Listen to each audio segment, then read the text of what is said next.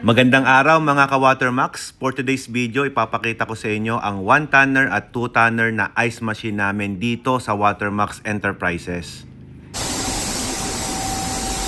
Yon, pasensya na kayo, medyo maingay sa video ito. Ito nga pala yung 1 tonner natin. Okay, so hindi ko nakakat tong video ito. At least makita nyo lang kung gaano kabilis mag-produce yung 2 tonner of ice natin.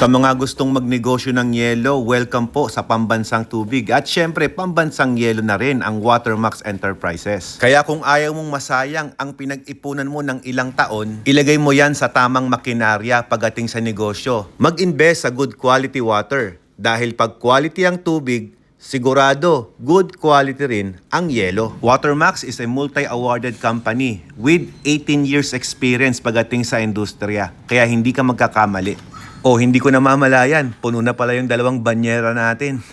Ito nga pala yung actual picture ng ating finished product na yelo. Kita nyo, napakalaki nila, di ba?